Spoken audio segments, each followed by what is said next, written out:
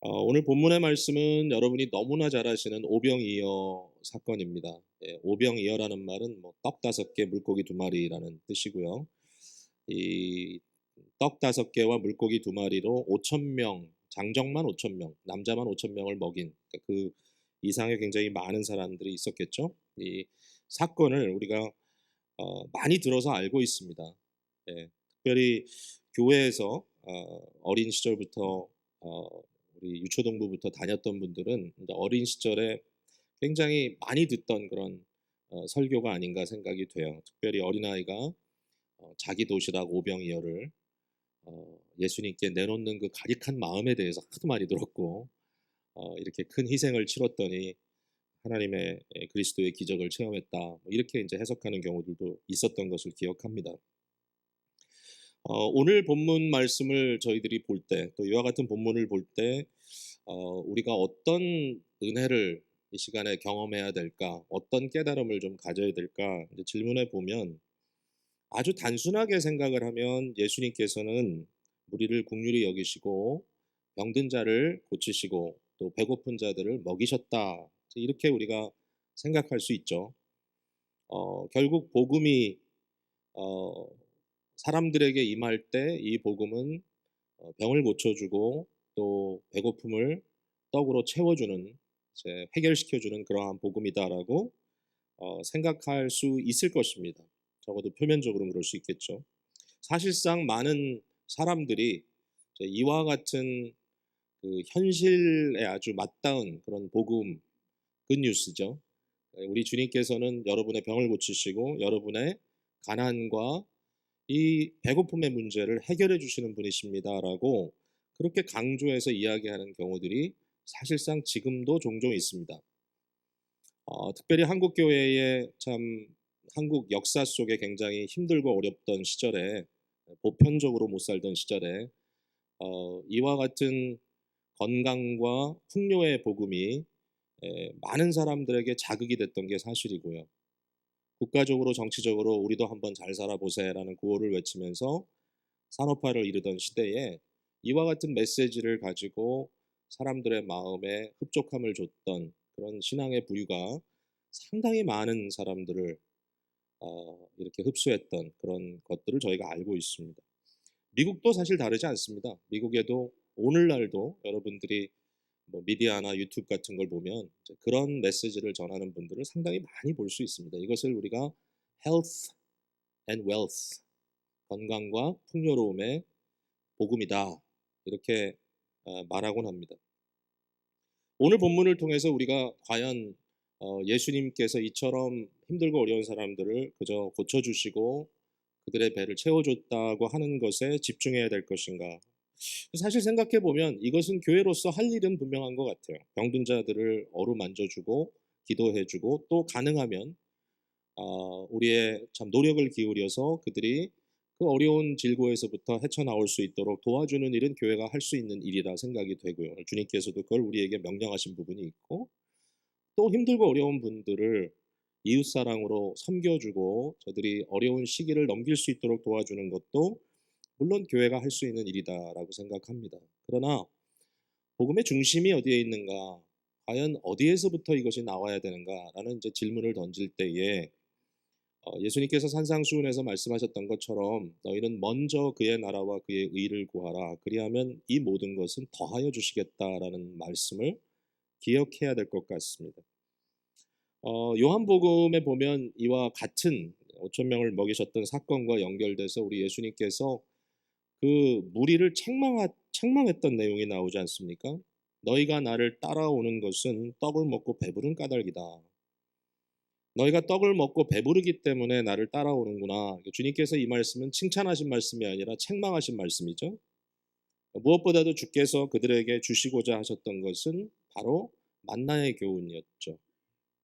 하나님께서 하늘로부터 내려오는 떡으로 백성들을 먹이셨던 그 역사적인 사건이 이들 가운데 재현되고, 이것을 통해서 과연 예수님은 누구신가? 예수 그리스도야말로 우리의 참 떡이다. 결국은 그냥 말 그대로 오병이어를 먹고 마시는 데 목적이 있는 것이 아니라 예수 그리스도를 먹고 예수 그리스도를 마시는 진정한 영적인 이 믿음의 이 그리스도와의 이 소통이 있을 때 우리가 중심으로부터 살아나는 역사를 경험할 것을 우리 주님께서 말씀해 주셨죠. 제자들에게 너희도 가렸느냐라고 했을 때 제자들이 답했죠. 생명의 말씀이 주께 있사오니 우리가 네게로 가오리까. 주님, 우리가 주님을 따르는 이유는 주님이 바로 하늘로부터 내려온 생명의 떡이요 주님의 말씀이기 때문에, 바로 생명의 말씀이기 때문에 우리가 따릅니다. 그런 이제 이야기를 또 저희들이 생각해 보면 오늘 이 본문 말씀을 가지고 우리가 좀 더 깊은 이야기들을 좀 나눌 수 있지 않을까 생각을 해요. 지난주에 이 말씀을 묵상해 나가는데요. 제 마음속에 들어왔던 또 하나의 굉장히 중요한 깨달음은 뭔가 하면은 이 마태복음이 제자들에 대한 예수님의 아주 구체적인 가르침의 내용이었다라는 것이 좀 깨달아졌어요. 제자들을 상대하시는 주님. 제자들에게 가르치시고 제자들에게 경험케 하시고 제자들에게 과연 예수님은 누구시며 무엇을 하러 오셨고 그 예수님이 어떤 일을 실제로 이루시는가 보여주고 싶어하는 그 마음. 그러니까 마태가 이 제자 중에 한 사람으로서 이 마태복음을 기록해 줄 때 정말 예수님께서 제자들을 다루시는 것, 제자들에게 하신 일들에 대해서 굉장히 많은 관심을 갖고 있다라는 것이죠. 우리도 그리스도의 제자죠. 물론 처음 12제자 사도들과는 조금 다른 면이 있지만 그러나 그들을 통하여 제자 삼으라고 했던 그 결과가 2000년이 흘러오면서 우리에게도 전달이 되고 우리도 그리스도의 제자로서 그리스도의 몸된 교회 지체들로서 오늘도 우리가 여기서 살고 있기 때문에 이 말은 우리에게 주시는 말씀이기도 한 거죠. 자, 오늘 본문을 보면 이 제자들을 타치하는 메시지가 굉장히 많이 나옵니다. 일단 관점이 그렇다는 겁니다. 가장 강력하게 예를 들면 이 5천 명이 지금 먹어야 되는 문제 앞에 섰을 때 예수님께서 이 문제를 해결해 줄 수 있는 여러 가지 방법이 있으셨겠지만 그러나 아주 주님께서는 직접적으로 제자들에게 너희가 먹을 것을 주라라고 이렇게 말씀하고 계시고요. 실제로 이제 조금 이따 우리가 좀 더 말씀을 나눠보겠지만 이 무리를 먹이시는 과정 속에 예수님께서 제자들의 손을 통하여 무리를 먹이시는 이 일을 경험하게 되죠. 예수님께서 제자에게 주시고 제자들이 무리에게 나눠주는 이러한 과정을 통해서 실제로 이 무리를 먹이는 일에 제자들이 직접 인버브하는 그런 장면이 굉장히 아주 구체적으로 여기 등장을 하고 있다는 거죠. 그리고 12강주리를 남겨주신 것도 12제자의 12이라는 넘버와 전혀 무관하지 않다는 생각이 드는 거예요. 여러분이 그냥 언뜻 생각할 때 이거 다 이렇게 기록된 거 아니냐라고 얘기하겠지만요. 제가 조금 증거를 대겠습니다.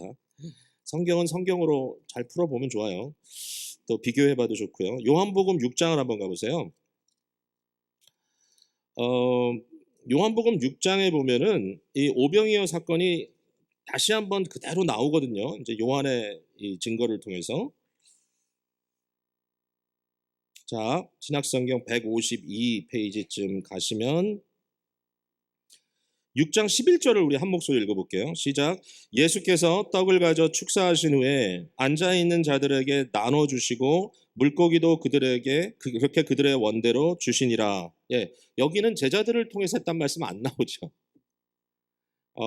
이게 디테일인데요. 이런 디테일이 이제 비교해 봤을 때 여기에 강조점이 다르구나. 제가 지금 여러분께 말씀드리는 것은 마태복음과 요한복음의 사건에 대한 이 기록이 상충된다고 말씀드리는 게 아니고요. 똑같은 사건을 기록한 거예요.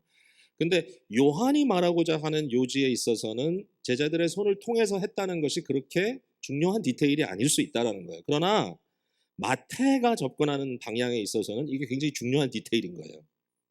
아주 구체적으로 주님께서 제자들에게 나눠주시고 제자들이 무리에게 나눠줬다. 이제 이렇게 마태는 기록해 놓은 것이죠. 이게 사실이죠. 좀 더 풀하게 이제 설명을 한 거죠. 자, 이제 오늘 본문 쪽으로 돌아와서 이 본문 이후에 나타나는 사건도 그렇습니다. 자, 예수님이 무리로 걸으셨다라는 기적은 우리가 많이 들어봤지만 이제 마태복음이 기록하고 있는 것은 그것 이상이죠. 그러니까 제자들에게 한밤중에 나타나시는 주님. 이 과정 속에 제자들에게 어떻게 하셨다는 게 굉장히 디테일하게 나오죠. 역시 디테일입니다. 14장 21절에 22절에 예수께서 즉시 제자들을 재촉하사 자기가 무리를 보내는 동안에 배를 타고 앞서 건너편으로 가게 하셨다.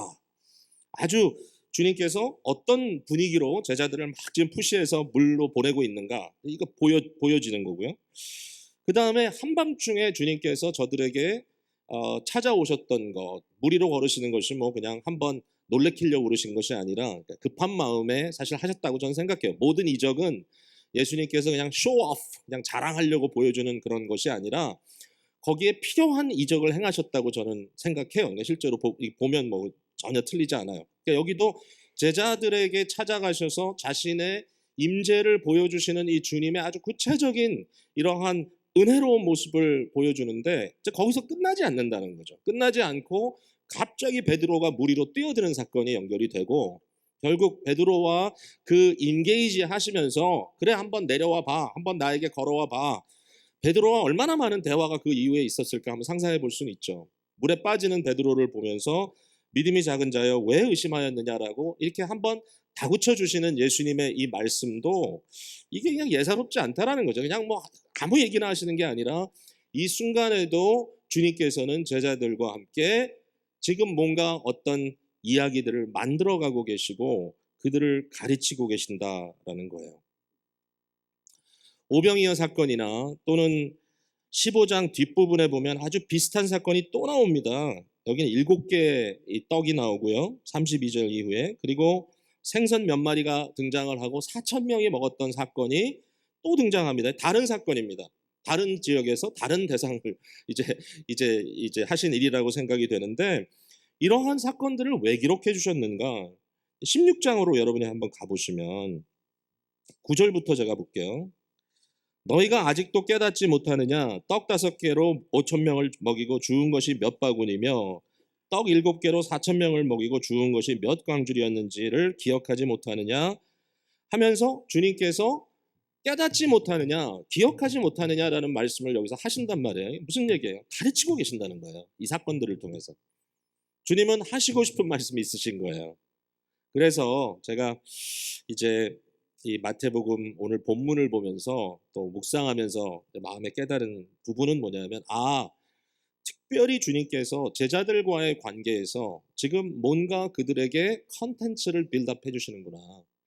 사실 예수님께서요, 마지막 이제 승천하시는 그 순간에 마태복음이 아주 유니크하게 아주 기록해 주시는 말씀이 있죠. 아주 특별하게 지상 대명령입니다. 주님께서 마지막 그레이트 커미션을 그들에게 주실 때 무슨 말씀을 하시죠?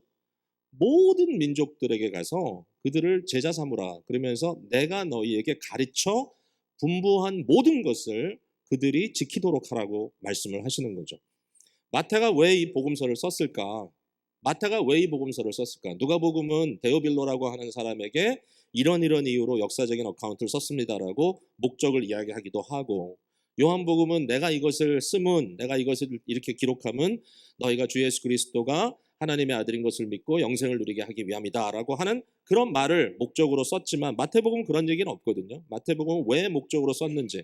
그러나 제가 정황으로 봤을 때, 그리고 더 그레이트 커미션, 마지막 지상대 명령과 연결해서 봤을 때, 제자로서 과연 우리가 무엇을 다음 세대에게, 또 그 다음 세대에게 계속하여 제자를 만들어가는 그 과정 속에서 그리스도의 무슨 말씀, 무슨 분부하신 것을 내가 전해야 되는가, 이 컨텐츠를 우리에게 풍성하게 주시는 메시지라는 생각이 들었던 거죠.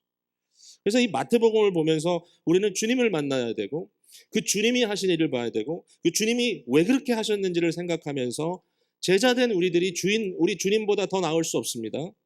예? 학생인 우리가 선생님보다 더 높아질 수 없습니다. 그분이 하신 것을 보고 이처럼 죄와 허물로 죽을 수밖에 없는 우리들을 다시 살리신 대속의 주님께서 결국 거기서 끝나는 것이 아니라, 너희도 이처럼 나를 따르라. 너희도 너희 십자가를 지고 나를 따르라. 너희도 너희를 부인하고 나를 따르라고 하시는 주님의 그 부르심이 과연 어떤 내용인지 조금 생각해 볼 수 있지 않을까, 그런 마음이 좀 들었어요. 제가 오늘 한 3가지로 이렇게 구분해서 이제 좀 말씀을 드릴게요. 이 3가지 내용이 좀 다 연결이 되는 내용은 아니지만 그래도 말씀에 굉장히 강조되어 있는 부분이라는 생각이 들어서 여러분과 함께 나누니까 이해해 주시면 좋겠는데요. 첫 번째는 우리 주님께서 그가 당하신 고통의 문제, 고통의 문제, 이 고통의 문제 속에는 슬픔과 분노 같은 감정도 포함이 되는 거라고 제가 말씀드리고 싶고요. 이와 같은 고통의 문제에 어떻게 응답하셨는가. 두 번째는 주님께서 이 무리, 이 사람들에 대해서 어떻게 응답하셨는가. 세 번째는 예수님께서 제자들에 대해서는 어떻게 응답하셨는가. 이 세 가지의 주님의 모습을 좀 생각해 보려고 그래요. 자, 여러분 잘 들으세요. 이제 첫 번째, 예수님은 고통의 이 문제에 대해서 어떻게 반응하셨는가? 이 서퍼링의 문제죠. 근데 여기에 말씀드린 대로 슬픔 또는 분노까지 포함이 된다라고 말씀드리고 싶어요. 예수님은 어떤 분입니까? 예수님은 완전한 인간이십니다. 100% 인간입니다. 우리와 성정이 같다라는 말을 할 수 있을 정도. 실제로 그렇죠. 우리는 주님과 사실 휴머니티, 인간의 인성이라는 측면에서 굉장한 연결고리를 갖고 있습니다. 주님은 인간으로 오셨습니다. 그러나 주님은 죄가 없으신 분이시죠. 죄성이 주님에게는 없습니다. 참 놀랍죠? 완벽한 온전한 인간의 모습이 과연 무엇인가? 주님께서 온전한 인간으로서 이러한 상황에서 어떻게 반응하시는가? 우리가 만약에 우리의 삶 속에 죄가 없다면, 죄성이 우리 속에 이슈가 아니었다면 어떻게 반응하는 것이 가장 하나님의 형상으로 지음받은 인간다운 모습인가? 이런 질문을 할 수 있겠죠. 근데 이 사건과 연결되는 이 내용과 연결되는 그 사건은 바로 14장 앞부분에 나오는 세례 요한의 죽음과 관계된 것입니다. 왜 예수님께서 빈들로 가시고 왜 예수님께서 광야로 가셨습니까? 그것은 세례 요한의 죽음에 대하여 들으셨기 때문입니다. 자, 세례 요한이 허무하게 죽죠. 세례 요한이 정말 막 진짜 뭐 이해할 수 없을 만큼 비참하고 또 굉장히 좀 거의 embarrassing한 아주 막 수치감을 느낄 만한 그런 죽음을 죽습니다. 뭐 너무나 잘 아신 내용이니까 제가 반복해서 설명해 드릴 수는 필요 없겠지만 이제 헤롯이라고 하는 이제 왕이 있죠. 이제 이 왕은 사실은 말이 왕이지 뭐 왕 같은 왕은 아니고요. 그냥 로마 정권이 그냥 구색을 갖추기 위해서 세워놓은 왕인데 이 왕이 그만한 또 권세가 있다고 해가지고 또 허튼 짓을 하는 거죠. 왕들이 그렇죠. 그래서 자기의 그 형제의 아내를 뺏어서 아내를 삼았습니다. 뭐 그 형제가 죽었기 때문도 아니고 강제로 하여튼 자기의 어떤 무력으로 제압을 시키고 그 아내를 뺏었어요. 그러니까 이제 이것을 보고 세례 요한이 어떤 사람입니까? 뭐 정의감이 불타는 사람이잖아요. 그러니까 이제 그 헤롯한테 와가지고 네가 잘못했다, 이것은 범죄다 이러면서 이제 죄를 지적하니까 결국은 헤롯이 세례 요한을 투옥시켰죠. 이제 투옥시켰지만 그를 죽이진 못해요. 왜냐하면 백성들을 두려워하니까. 그러다 어느 날 잔치가 벌어졌어요. 헤롯 생일이에요. 근데 바로 그 화제의 여인 헤로디아라고 하는 여인의 딸, 그러니까 아마도 헤롯에게는 이제 스텝더럴이었겠죠. 친딸은 아니고. 근데 이 딸이 아주 요염한 자세로 와서 이제 춤을 춘 겁니다. 모든 사람들 앞에서. 이 요염하다는 건 저의 해석이었습니다만은 제 생각에는 좀 굉장히 뭔가 이것이 헤롯에게 어트랙티브했던 거죠. 너무너무 흡족해가지고 이 춤을 다 추고 나니까 이 딸에게 하는 말이 네가 원하는 거 뭐든지 구해라, 내가 주겠다, 이렇게 약속을 하는 거예요. 그 사람들 앞에서. 결국 뭘 하죠? 그러니까 헤로디아가 참 악한 여자죠. 그 순간에 그 기회를 놓치지 않고 뭐라고 말하게 하냐면 그 딸로 세례 요한의 목을 베서 그 머리를 쟁반에 담아가지고 가져다 달라는 거예요. 세례 요한이 이렇게 죽을 사람이 아니죠. 정말로. 근데 그때 헤롯이 그 얘기를 듣고요. 마음은 떨렸죠. 이거 하면 안 될 텐데. 이랬다가는 큰 문제가 생길 텐데. 고민을 했지만 뭐 때문에 하죠? 자존심 때문에. 자기가 한 얘기 때문에. 이 많은 사람들 앞에서 내가 이렇게 큰 소리 쳤는데 왕으로서 그것도 못하면 어떻게 되나. 그래가지고 결국은 헤롯이 명령을 해서 세례 요한은 그의 목이 베임을 당하고 그의 머리가 쟁반에 들려서 군중 사이에 그 사람들 사이에 나오게 되고 사람들은 그것을 보면서 환호했겠죠. 이렇게 죽은 거예요. 여러분, 세례 요한이 어떤 사람입니까? 예수님의 입장에서도 세례 요한이 어떤 사람입니까? 세례 요한은요, 예수님의 길을 예비하기 위해서 온 사람이에요. 세례 요한과 예수님의 등장은 그렇게 시간적인 거리가 있지 않아요. 마치 스테레오를 연출하듯이 세례 요한도 회개하라 천국이 가까웠다. 예수님도 회개하라 천국이 가까웠다. 세례 요한은 내가 물로 세례를 주지만 내 뒤에 오시는 이는 나보다 더 위대한 분인데 그분은 성령으로 너에게 세례를 주겠다. 그렇게 예수님이 소개했죠. 여러분, 세례 요한에 대해서 예수님이 뭐라 그러십니까? 여자에게 난 사람 중에 세례 요한보다 더 위대한 사람은 없다, 이렇게 얘기합니다.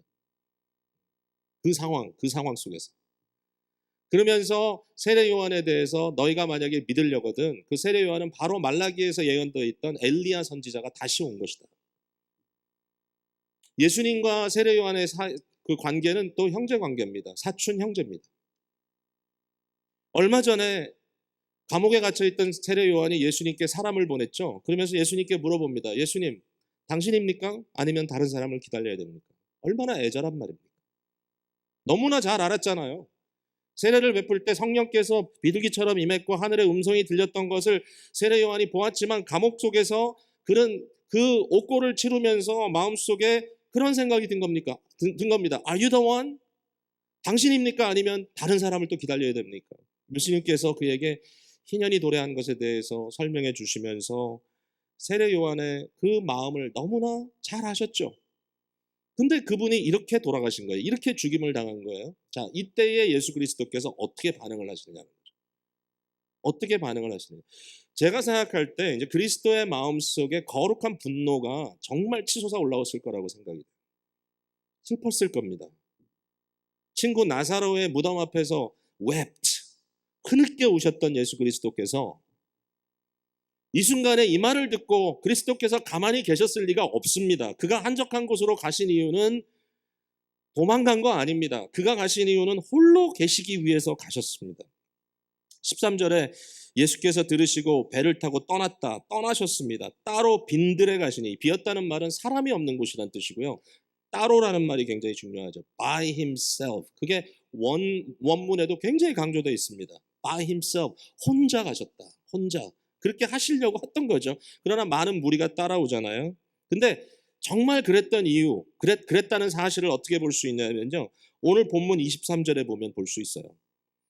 예. 제가 오늘 본문을 23절에서 끄는 이유가 요걸 말씀드리기 위해서요. 23절에 보니까 무리를 보내신 이후에 제자도 다 보냈죠. 무리도 보냈죠. 기도하러 따로 산에 올라가시니라 저물매 거기 혼자 계시더니. 혼자 계셨던 거예요. 주님께서. 그게 필요했던 거예요. 그 순간에. 주님께서 어떻게 고통과 분노와 이러한 억울한 슬픔을 어떻게 맞으셨는가. 주님께서 그 순간에 아버지를 대면하지 않고서는 견딜 수 없었던 거예요. 그 순간에 홀로 하나님께 간 거예요. 홀로 아버지를 찾아간 거예요. 자, 여러분 히브리서 한번 볼게요. 히브리서 신약성경 뒤로 좀 가시면요. 히브리서 5장이죠. 예. 357페이지 히브리서 5장 357페이지 5장 7절을 같이 읽어보겠습니다. 5장 7절 하셨죠? 시작. 그는 육체에 계실 때에 자기를 죽음에서 능히 구원하실 이에게 심한 통곡과 눈물로 간구와 소원을 올렸고 그의 경건하심으로 말미암아 들으심을 얻었느니라. 저는요 여기에 주님께서 육체로 계실 때 이 세상에서 이제 그가 계셨을 때 심한 고통과 눈물로 간구 및 소원을 알렸다는 말을 저는 겟세마네 사건으로만 생각을 했어요. 겟세마네에서 우리 주님께서 십자가를 앞두고 이 잔을 좀 옮겨달라고 주님께 기도했던 그 사건만 여기 연결을 시켰었는데 제가 지난주에 이 묵상을 하면서 이 본문 속에 아버지를 홀로 찾아가셨던 예수님의 모습 속에 이 모습을 그릴 수밖에 없었어요. 심한 통곡과 눈물을. 그러니까 예수님께서 이 땅에 계실 때 육체로 계실 때 심한 통곡과 눈물을 흘렸던 게 한 번이 아닌 거예요. 제가 봤을 때 여러 번 그러셨던 것 같아요. 먼저 세례 요한을 이처럼 허무하게 떠나보내는 우리 주님의 마음이 어땠을까? 얼마나 마음이 불탔을까? 얼마나 마음의 분노가 차올랐을까? 얼마나 슬펐을까 말이죠. 이 타락한 세상, 이 세상을 향하여 주여 이대로 두시겠습니까? 심판합시다. 심판하실 주님이지만 그러나 그 순간까지 참고 견디시는 그 주님께서 아버지께 나아가서 그 아버지께 심한 통곡과 눈물로 자신을 쏟아부었던 바로 그 모습. 제자들이 이걸 본 거죠. 또는 이것에 대해서 느끼게 된 거죠. 깨닫게 된 거죠. 그 자리에 잊지 않았다 할지라도 이런 순간들이 그들에게 지나갔던 거죠. 여러분, 누가복음에는 예수님이 제자들에게 기도를 가르치는 특별한 세팅이 좀 나오죠. 예수님께서 기도하셨을 때 제자들이 와서 주여, 요한이 제자들에게 가르친 것처럼 우리에게도 주님 좀 기도를 가르쳐 주십시오. 이렇게 하니까 거기에 이제 주기도문이라든지 또 여러 가지 기도에 대한 그런 말씀이 나오죠. 근데 마태복음에는 그런 내용이 구체적으로 나오지 않아요. 마태복음에는 예수님이 기도만 가르치는 섹션은 없어요. 산상설교에서 주기도도 거기 나오고 찾으라 구하라 뭐 두드리라 이런 얘기도 거기 나오고, 그래서 기도에 대한 얘기가 등장을 하지만 뭔가 기도라는 것을 특별하게 별도로 떼서 가르치지 않지만, 저는 오늘과 같은 이런 본문 속에서 제자들이 기도가 무엇인지, 왜 어느 순간에 어떻게 홀로 아버지께 나가야 하는지를 봤을 거라는 거예요. 저와 여러분에게도 이 질문을 오늘 아마 하고 계실 거예요. 여러분, 통곡하고 싶고 가슴 아프고 힘든 일들이 계시죠? 있죠, 분명히 여러분 삶 속에. 지난주에도 그런 일들이 좀 있었어요. 어떤 경우는 뭐 대단한 일은 아니지만 좀 억울하기도 하고, 저 사람이 나와의 관계에서 저렇게 이야기하면 안 되는데, 사실은 리더가 된다는 게 쉽지 않죠. 이런 문제에서 정말 어떨 때는 각자마다 자기가 가지고 있는 삶의 상황과 분노에서 뭐 할 얘기 못할 얘기 다 할 때도 있으니까요. 그러나 짓밟아 버리고 그냥 한번 그냥 때려주고 이러면 쉽겠지만, 그러나 도리어 마음속에 힘들지만 그것을 견디고 참고 해야 되는 순간들도 있고, 또 이 세상에 벌어지고 있는 약자들이 유린당하는 모습들이나 오늘날 이 세상에 있는 수많은 문제, 대한민국의 역사를 들여다봐도 이런저런 일로 마음이 좀 뭉클하고 슬퍼지고, 도대체 뭔가 인생에 대해서 고민스럽고, 그죠?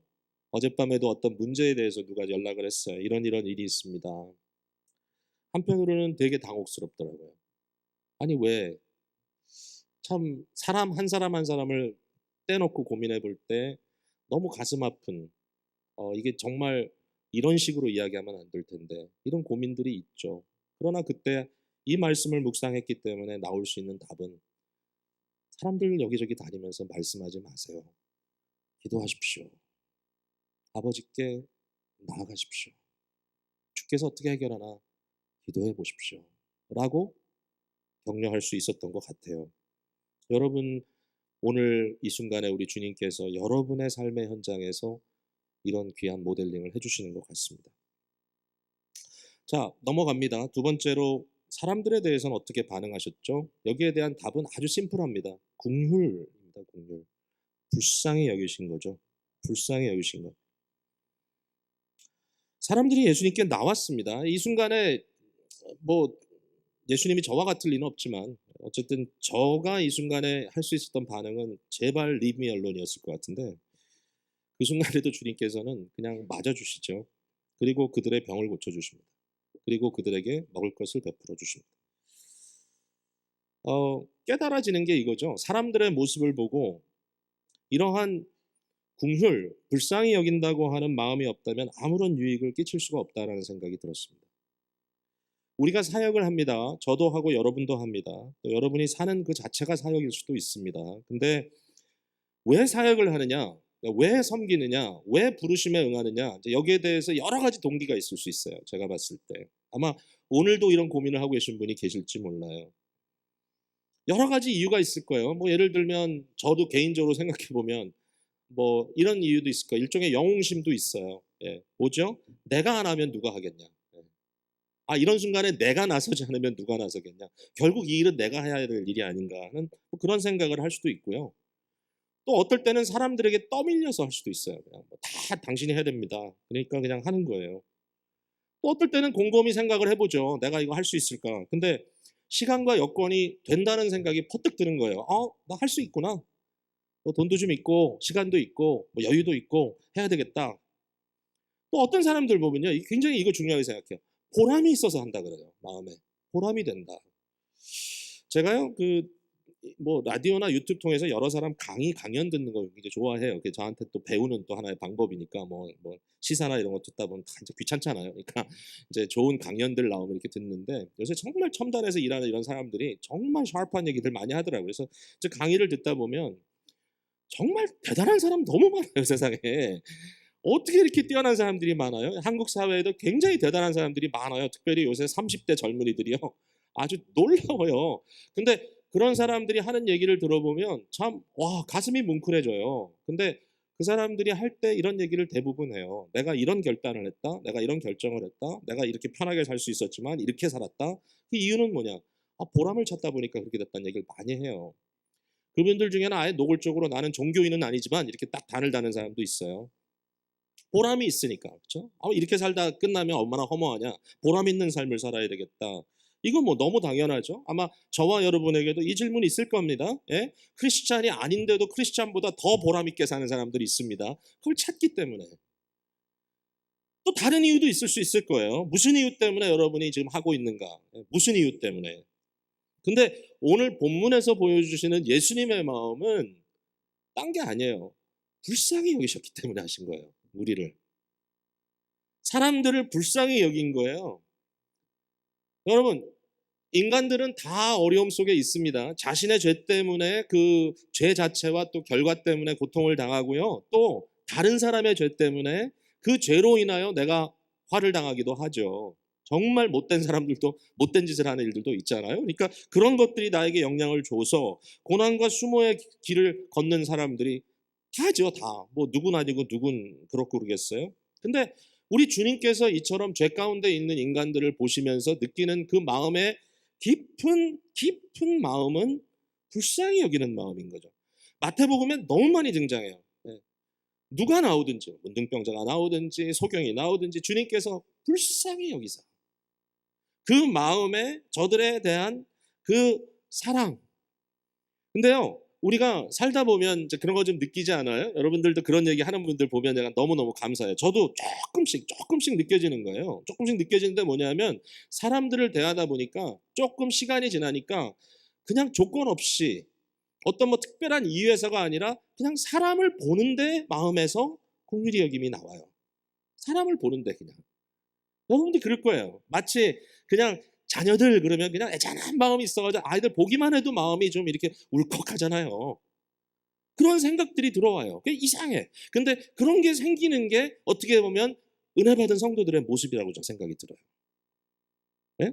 너무 그냥 당당하게 그냥 이것저것 아주 날카롭게 따지면서 뭐 이것저것 다 해가지고 이래서 되고 저래서 안 되고 이런 마음보다도 그냥 뭔지 몰라도 혼란스럽고 뭔지 몰라도 지금 막 앞뒤가 안 맞는 것 같지만 어떨 때는 막 내 앞에 와서 뭐 이런저런 얘기하면서 넋두리를 하지만 그러한 모습들, 얘기들 그런 걸 듣기도 전에 또는 듣는 도중에도 들리지도 않고 뭐가 들려요? 그 영혼의 그 모습이 그냥 애짠하게 느껴질 때가 있단 말이에요.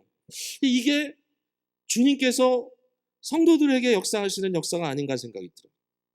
우리가 서로를 긍휼히 여겨야 돼요. 사람들에 대해서 긍휼히 여기는 마음이 있어요. 그게 없으면 그 다음부터 문제만 자꾸 논하게 돼요. 긍휼히 여기는 마음. 바울 사도가 그렇게 얘기했죠. The only thing that count, 유일하게 카운트되는, 유일하게 남는 것은 뭐냐 하면 faith working itself out in love. 사랑으로 역사하는 믿음뿐이다 그랬어요. 사랑으로 역사하는 믿음뿐이다. 우리가 어느 날 하나님의 거룩한 심판대 앞에 서겠죠. 근데 이 심판은요, 우리를 멸망시키는 길로 가는 심판이 아니라 우리를 더욱더 사랑하시는, 어떻게 보면 굉장히 프렌들리한 심판대가 될 겁니다. 근데 그 순간에 하나님께서 우리를 인정하실 때, 야, 너 진짜 그때 큰 돈 썼더라. 너 그때 정말 할 만큼 했지. 이런 식으로 우리를 카운트하는 것이 아니라 only thing that count. 유일하게 카운트하는 것은 뭐냐? faith, 믿음이 사랑으로 역사될 때 그것을 주님께서 카운트하신다.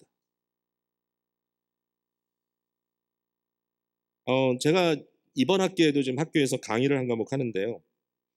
뭐 자주도 안 해요. 1년에 한 과목 정도, 뭐 많으면 두 과목 이렇게 하는데 어, 시간이 지나면서 지금도 이렇게 여전히 느껴지는 게 뭐냐면 참 힘든 게 강의예요, 저는. 예. 뭐 설교하듯이 하면 되지 않느냐. 그게 꼭 그렇지가 않아요. 설교도 물론 쉽지 않지만 이 강의하는 거는 참 뭔가 이렇게 굉장히 부담이 있어요. 지난주에도 강의 시간에 이제 2시간 강의를 하고 나오는데 어떤 마음의 느낌이 아주 뭐 잘했다 뭐 이런 느낌보다 그냥 굉장히 마음이 무겁고 아유 왜 오늘도 죽을 썼네 뭐 이런 생각도 들고 그냥 학생들 앞에서 졸고 있는 거 보면 답답하고 어떤 학생은 그 얼굴 표정이 좀 원래 그런지 모르겠지만 계속 내가 한마디 하면 이렇게 씩씩 웃는데 꼭 비웃는 것 같고 그냥 굉장히 기분이 되게 안 좋아. 예. 그러니까 하고서 이렇게 마음의 느낌이 '에이 내가 이거 왜 해야 되나.' 이런 느낌이 드는데 솔직히 제 마음의 동기를 이렇게 생각해 봤어요. 제가 아내한테도 얘기했어요. "야 이제 나 학교에서 가르치는 건 나 스트레스 받기 싫다. 이제 안 해야 되겠다. 그만하고 그냥 주님께서 어차피 일 많이 맡기셨으니까 딴 거 해야지." 근데도 마음속에 여러 가지 이유들이 있는 거예요. 근데 뭐 다 생략하고 한 가지 뭐냐면 왜 그토록 힘들고 갈등이 오느냐면요. 제가 인정받기 원하는 거예요. 많은 교수들 중에 그래도 "너도 그래도 괜찮은 교수다." 인정받고 싶고요. "아 역시 당신이 잘 깨달았다." 이런 얘기 듣고 싶고요. 결국은 그 순간에 이 학문의 세계라는 건 좀 그런 게 있잖아요. 경쟁적이기도 하고 뭔가 내 자리가 있어야 되고 여기 교수님들 많으니까 잘 알잖아요. 그러니까 그냥 뭔가 내가 그 순간에 내 자신이 괜찮아 보이는 것. 이게 그냥 제가 비하시키는 말이 아니라 솔직한 심정이에요. 아주 잘했다고 칭찬받고 싶고 '아 역시 저 교수는 꼭 필요한 분이야.' 얘기 듣고 싶고. 어? 나중에 학생들이 이밸류에이션 다 하니까. 어떤 분은 우리 교회에서도 1 년에 한 번씩 목사 설교 이밸류에이션을 하자는 분들이 계신데 저는 모르겠어요. 근데 학교에서는 꼭 하거든요. 이밸류에이션 하면요. 나중에 그거 다 보내줘요. 이름 원래 안 쓰니까. 그러면 뭐 딱 보면 알죠. 누가 썼는지. 근데 어쨌든 그걸 다 이렇게 겪어야 되고. 그런데 그 순간에 제 마음속에 깨달아진 게 뭐냐면은 집어치워야 되겠다는 생각이에요.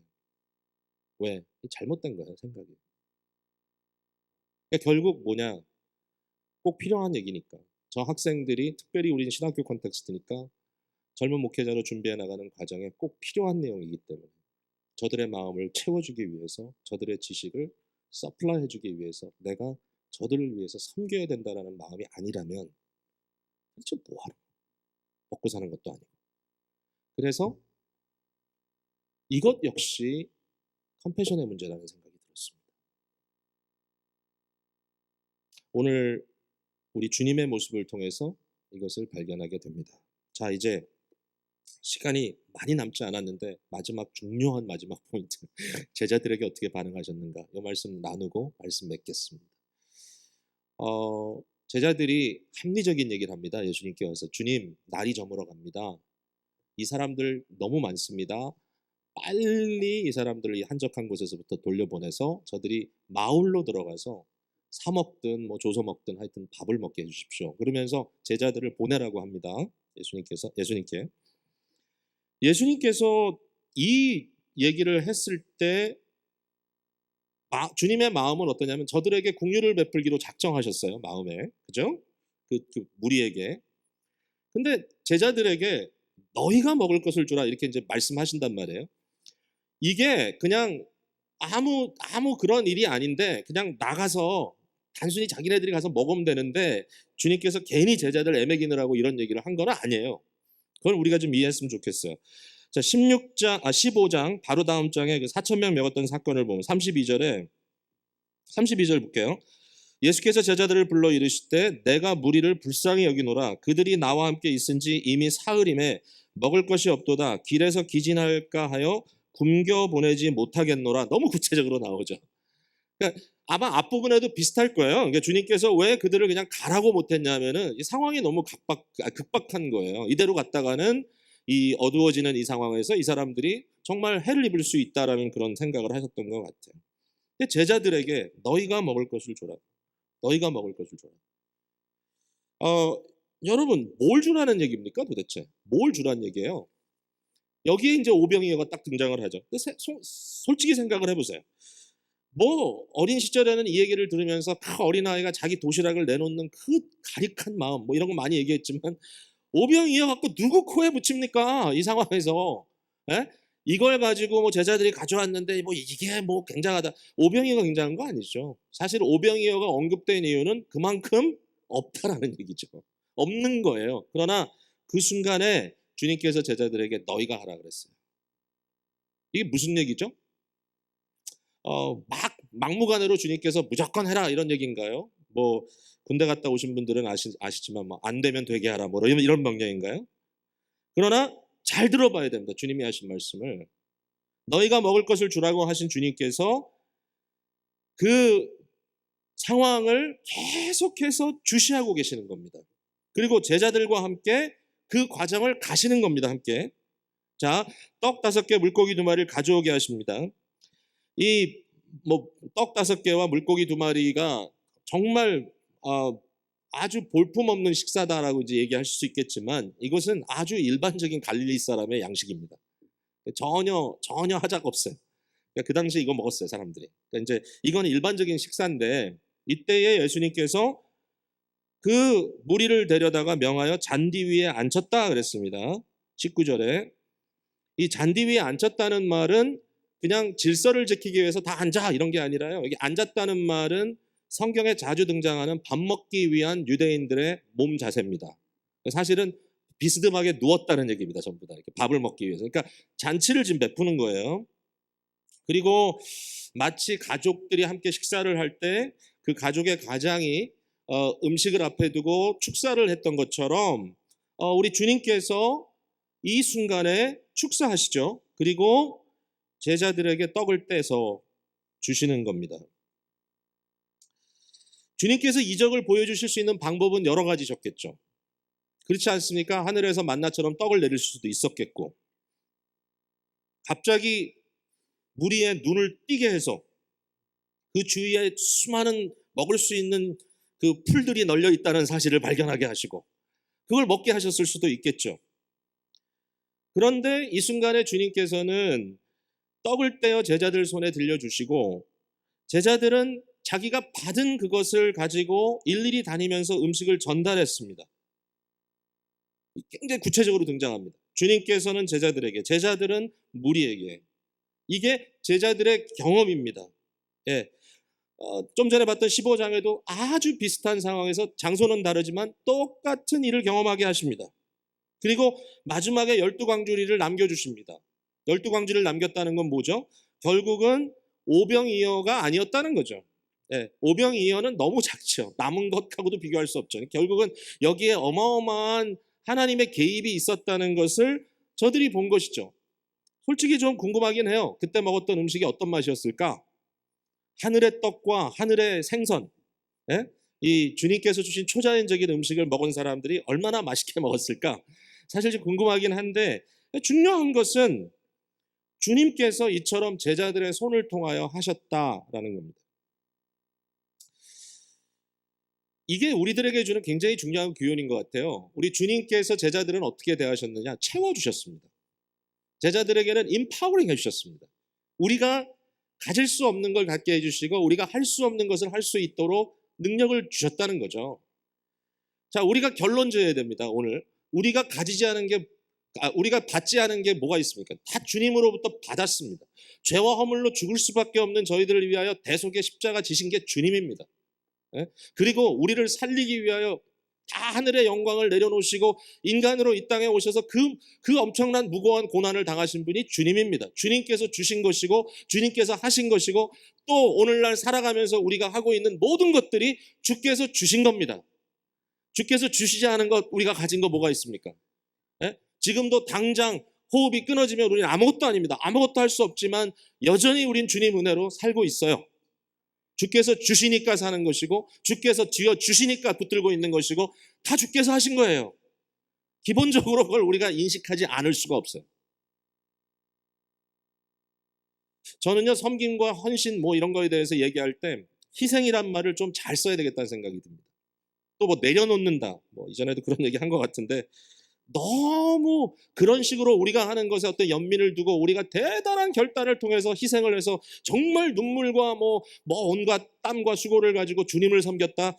여러분 우리가 어떤 결과를 통하여 거기에 대한 보상을 받으려고 하는 마음을 갖게 되는 건 복음적인 섬김이 아닙니다. 자랑할 것이 없습니다. 주께서 우리에게 주지 않으셨으면 우리는 나눌 것이 없기 때문에 우리가 섬긴다고 하는 것은 희생이 아니라 신나는 일이어야 된다는 것이죠. 그 마음이 우리에게 주어졌을 때 우리 주님을 체험할 수 있다고 생각합니다. 여러분 어차피 주님께서 하시는 만큼만 하면 됩니다. 주님께서 주시지 않는 것을 우리가 가진 척할 수도 없고요. 우리가 가진 만큼, 주께서 주신 만큼 하면 됩니다. 그렇다고 해서 맹 놓고 나 편한 대로 아무것도 안 할 그런 모습으로 그냥 알아서 하세요, 이것도 아닙니다. 믿음으로 주께 나가야 됩니다. 주께서 우리의 손을 채워주시면 내가 하겠습니다라고 주께 나갈 수 있어야 합니다. 근데 주님께서 반드시 주의 영광을 이렇게 보여주신다라고 저희들은 긍정할 수 있을 것입니다.